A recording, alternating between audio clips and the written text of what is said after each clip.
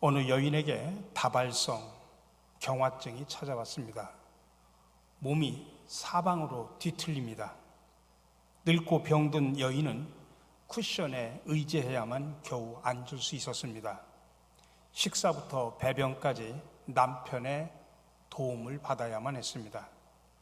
자신의 의지로 움직일 수 있는 것은 오른손 집게 손가락이 유일했습니다.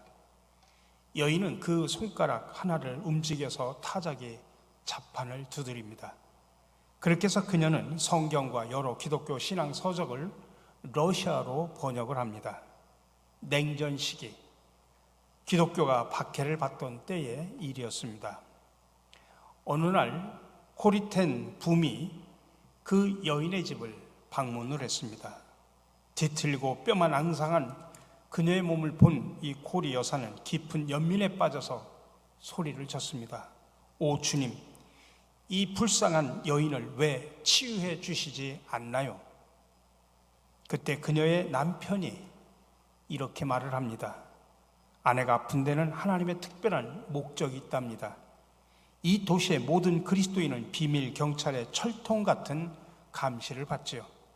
하지만 아내는 오랫동안 중병을 앓아온 탓에 누구의 감시도 받지 않는답니다. 덕분에 제 아내는 비밀 경찰에게 들키지 않고 번역을 할 수 있는 유일한 사람이 됐습니다. 몸서리치도록 연약한 육체로 하나님 나라에서 그 누구보다도 강한 사람이 될 수 있다니. 이 코리 여사도 그랬습니다. 소녀 시절이었습니다. 지옥 같은 나치 독일의 포로 수용소로 언니와 함께 끌려갔습니다. 너무 괴로워서 신음을 토해냅니다. 언니, 이런 데서 우리가 어떻게 삽니까? 그러자 언니가 대답합니다. 주님이 우리와 함께 하신다면 여기가 가장 안전한 장소란다. 코리 여사는 해방이 되고 감옥에서 나옵니다. 그때 쓴 간증집이 주는 나의 피난처입니다. 주님은 그를 지옥 같은 수용소 한복판에 그냥 버려두지 않으셨습니다.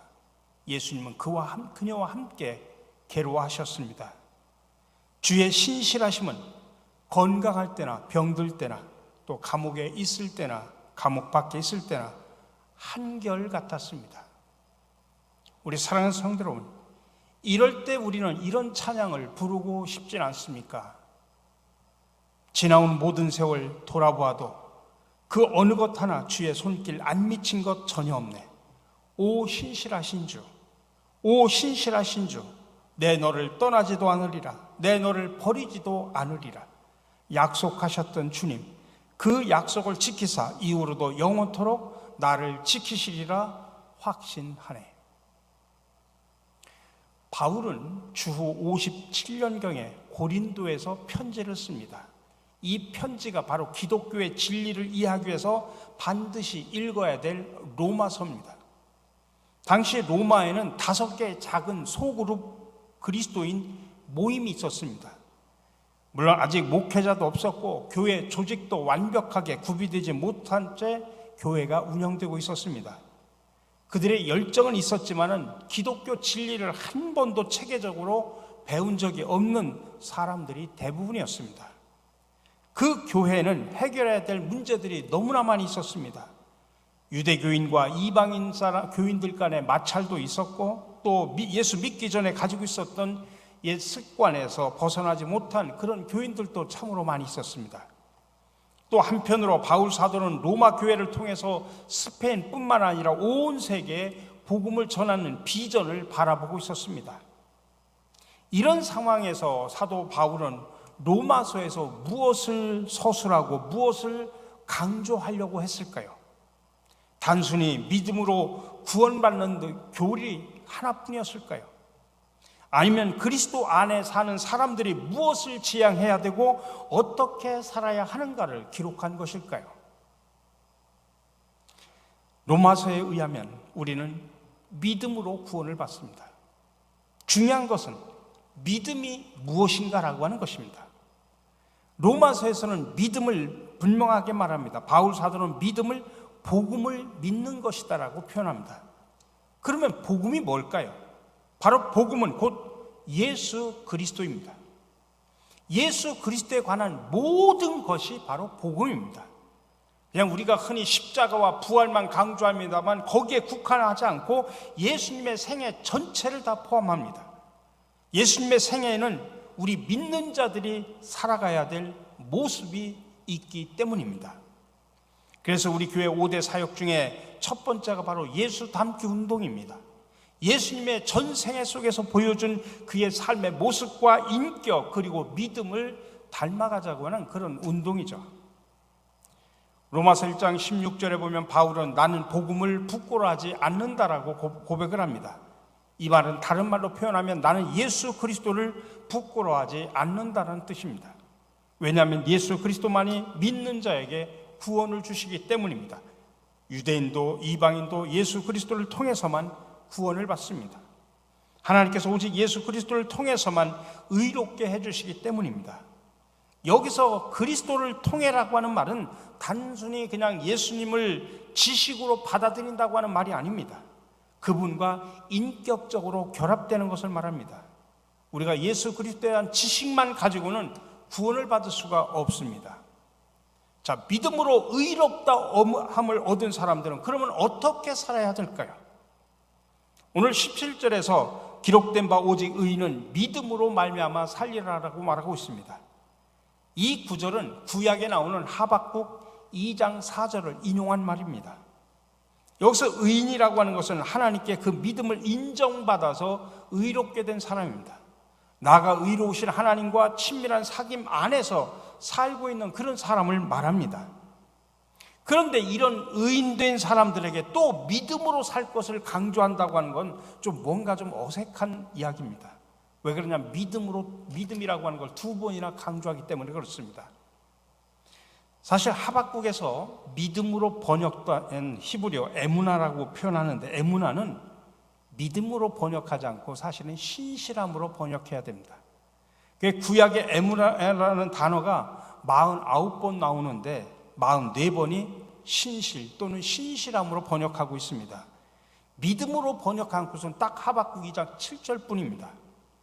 근데 이 하박국에서도 이 신실의 의미를 가장 잘 나타내는 구절이 뭐냐면 하박국 3장 17절에서 18절입니다. 비록 무화과나무가 무성하지 못하며 포도나무에 열매가 없으며 감람나무에 소출이 없으며 밭에 먹을 것이 없으며 우리의 양이 없으며 외양간에 소가 없을지라도 나는 여호와로 말미암아 즐거워하며 나의 구원의 하나님으로 말미암아 기뻐하리로다. 여기서 에무나라고 하는 말은 본래 버틴다, 견고하다라고 하는 뜻입니다.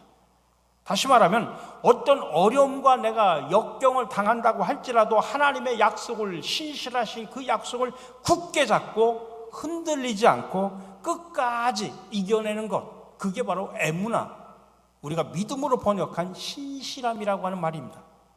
그래서 오늘 하박국도 무엇이 없음에도 불구하고 하나님으로 말미암아 감사하고 기뻐한다라고 그렇게 고백을 합니다. 여러분, 사람이 어려움과 역경에 부닥치면 인간은 세 가지 유형으로 나타난다고 합니다. 첫 번째로는 체념형이 있습니다. 역경을 만나면 그대로 주저앉아 버립니다. 소극적이고 비생산적인 사람들이 여기에 속합니다. 그들의 인생관은 늘 비관적이고 염세적입니다. 두 번째가 역경을 피해가는 도피형도 있습니다. 일단 위기만 벗어나 보자 그런 생각을 합니다. 아주 냉소적이고 방관적인 사람들이 이 유형에 속합니다. 그런데 마지막 세 번째 유형이 뭐냐면 역경에 당당히 맞서 싸우는 돌파형이 있습니다. 이들의 생각은 창조적이고 진취적입니다. 무엇보다도 이들은 어떤 어려움을 당하든지 하나님의 신실한 약속을 굳게 잡고 흔들리지 않고 끝까지 이겨내는 사람들입니다.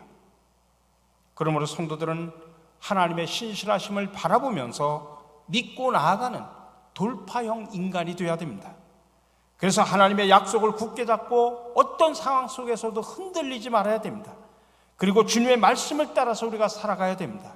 이게 바로 신실이라고 하는 것입니다.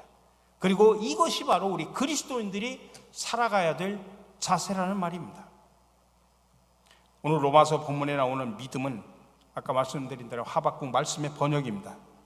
그러면 로마서에서도 오직 의인은 믿음으로 산다라는 이 말을 오직 의인은 신실함으로 산다 이렇게 번역을 해야 정확합니다.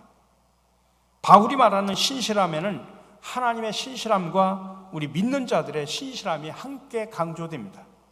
특별히 하박국은 하나님의 신실하심을 더 강조했다고 하면 로마서는 사람들의 신뢰, 사람들의 신실함을 더 강조합니다. 바울은 자기가 복음을 전하는 이유를 로마서 1장 5절에서 이렇게 말합니다. 그로 말미암아 우리가 은혜와 사도의 직분을 받아 그의 이름을 위하여 모든 이방인 중에서 믿어 순종하게 하나니. 오늘 바울은 오직 믿음이라고만 이야기하지 않고 믿음에서 나오는 순종까지를 지금 강조를 합니다. 로마서 10장에 보면 유대인들이 구원에서 배제된 이유를 설명하는데 그들은 믿음은 있었는데 순종하지 않았기 때문에 그들은 구원에서 배제되었다라고 표현을 하고 있습니다. 그러니까 믿음만 가지고 되지 않는다는 이야기입니다. 믿어서 순종해야 된다고 하는 겁니다. 유대인들은 믿음이 있었습니다. 근데 순종하지 않았다는 이야기입니다.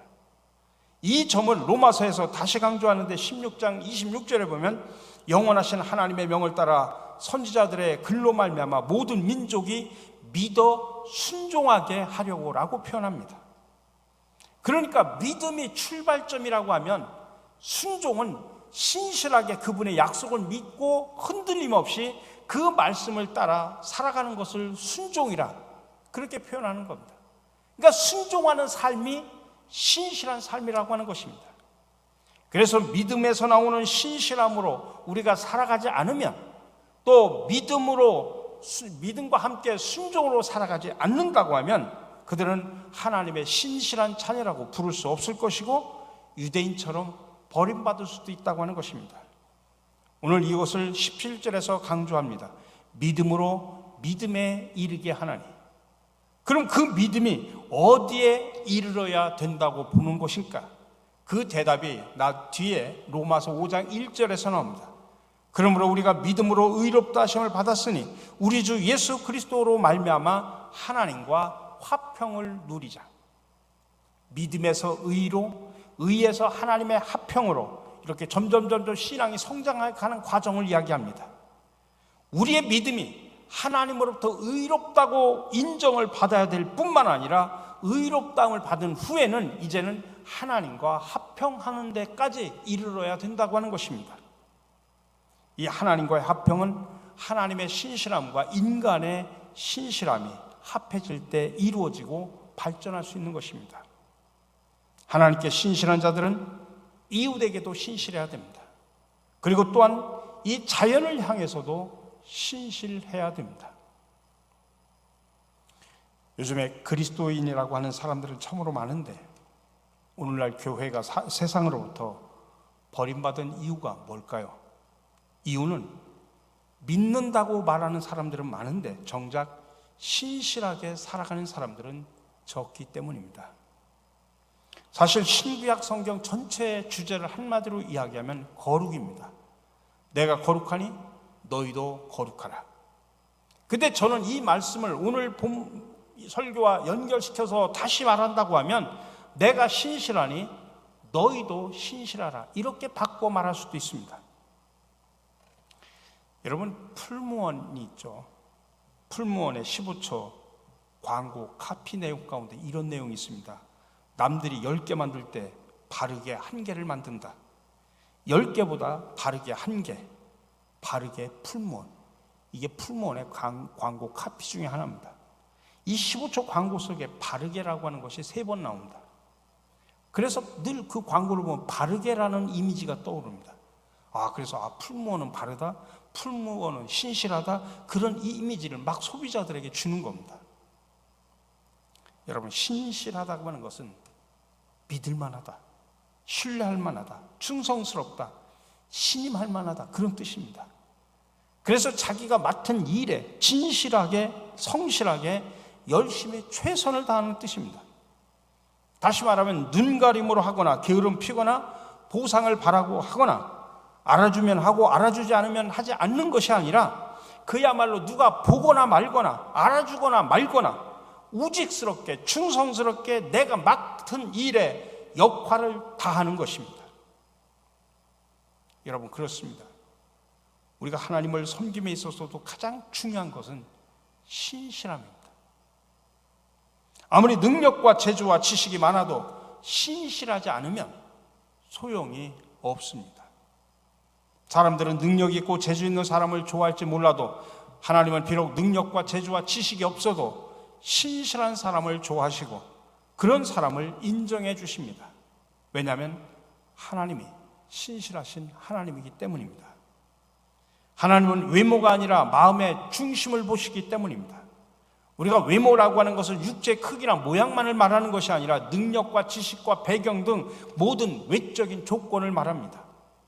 하나님께서는 그런 육체적인 물질적인 세상적인 지식들은 어떤 외적인 조건보다는 마음의 중심을 보시며, 그 이유는 당연히 그 외적인 조건보다 거짓없이 성실하게 진실하게 최선을 다할 때 우리 모두에게 진정한 생명의 기쁨이 넘치는 그러한 복된 삶이 펼쳐지기 때문에 그렇습니다.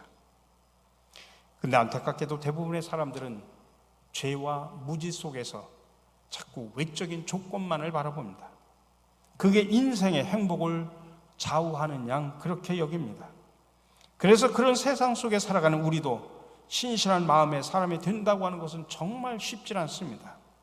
어떤 때는 몰라서, 어떤 때는 알면서 그야말로 마음은 원이로 돼 육신이 약해서 못하기도 하고, 때로는 세상의 왜곡된 가치관으로 인해서 그러한 세상 것들이 더 좋게 보이기 때문입니다. 그러나 여러분, 우리는 이것을 이겨야만 합니다. 로마 교회는 신실한 그리스도인들에 의해 세워졌다는 사실을 아셔야 됩니다. 사도가 세운 교회가 아닙니다. 신실한 그리스도인들에 의해 세워진 이 교회는 하나님 앞에서 신실하게 살고자 그 어떤 핍박도 감수하고 세상적인 부여나 향락도 포기하고 살았던 그런 사람들에 의해서 세계 중심 교회로 점점점 성장해 나가게 됩니다. 그리고 그들의 이런 신실한 삶의 모습은 마침내 로마 시민들을 감동시켰고 결국은 로마를 신앙으로 정복하게 됩니다. 이들의 이름이 로마서 16장 3절에서 16절에 자랑스럽게 소개가 됩니다. 그 중에 대표적인 사람이 브리스길라와 아굴라 부부입니다. 두 부부는 장막을 만들어 파는 직업입니다. 요즘 말로 우리식으로 표현을 하면 건축업을 하는 사람입니다. 당시 고린도는 우상과 향락과 퇴폐 산업이 성행하고 있었습니다. 그런데 아굴라 부부는 선한 직업을 선택을 합니다. 손으로 수고해서 사람들이 거처할 수 있는 장막을 만들어 파는 일이었습니다. 그 직업 때문에 바울도 만날 수 있었고 복음을 듣고 예수를 믿을 수 있었던 것입니다. 결국은 바울의 동역자가 되어 가는 곳마다 자기 집을 예배 처소로 드렸고 그리스도의 종처럼 사람들을 섬기며 살았습니다. 로마 교회가 그들의 집으로부터 출발하는 것은 말할 필요가 없었던 것입니다. 사랑하는 성도 여러분, 신실은 성도의 또 다른 이름이어야 합니다. 우리 교회 안에 하나님 앞에서 신실하게 살아가는 성도들이 가득 차야 됩니다. 아니, 이 나라에 이런 신실한 사람들이 가득 차야 됩니다. 교회에 다니는 모든 사람이 신실이라고 불릴 때 우리에게 닥치는 수많은 위기들을 극복할 수 있고 이 땅에서 그리스도의 십자가는 더욱더 높아지게 될 것입니다. 신실은 성도의 또 다른 이름이 되어야 함을 기억하시고 우리 모두 하나님과 교회 그리고 세상에서 신실한 사람으로 살아가시기를 주님의 이름으로 간절히 축원합니다.